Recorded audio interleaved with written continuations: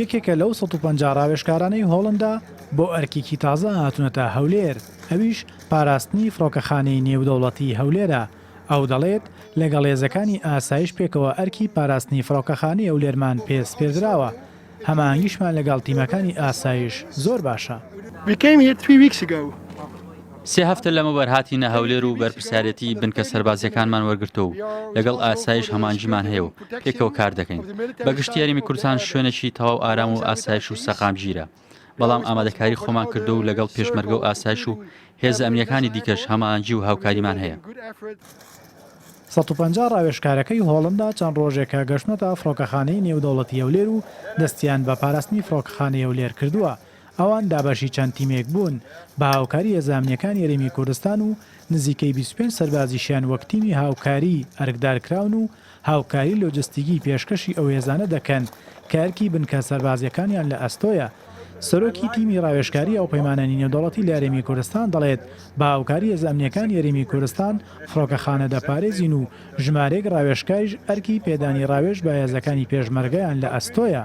At this moment in time in the Kurdish region we have approximately 150 soldiers. ئێستا نزیکەی 150 سەربازمان لە هەرێمی کوردستان هەیە و زۆر بەشیان ئەرچیان پاراستنی بنکە سەربازیەکانی هاوپەیمانانە لە هەولێر. ئەویش بە هاوکاری هێز ئەمنیەکانی هەرێمی کوردستان و نزیکەی 25 سەربازیشان و تیمی هاوکاری ئەرکدار کراون و هاوکاری لۆجستی پێشکەشی ئەو هێزانە دەکەن کە ئەرچی بنکە سەربازەکانی لە ئەستۆیە. ژمارەشیان ئەرچی پەیدانی ڕاوێژ بە هێزی پێشمەرگیان لە ئەستۆیە.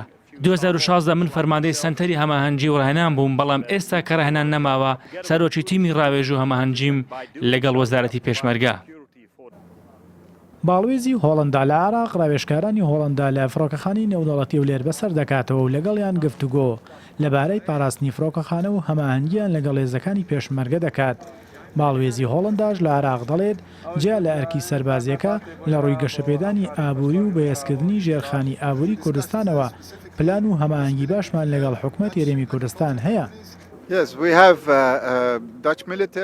سەربازە هۆڵندیەکان لە هەولێر لە چوارچەوەی هاوپەیمانەتی نێودەوڵەتی دژی داعش ڕاوێژ دەدەنە هێزی پێشمەرگەی کوردستان و پرۆسەی چاکسازی لە وەزارەتی پێشمەرگە و پێکەوەش لەگەڵ هێزە ئەمنیەکان کار دەکەن بۆ پاراستنی بنکە سەربازیەکانی هاوپەیمانان لە هەولێر.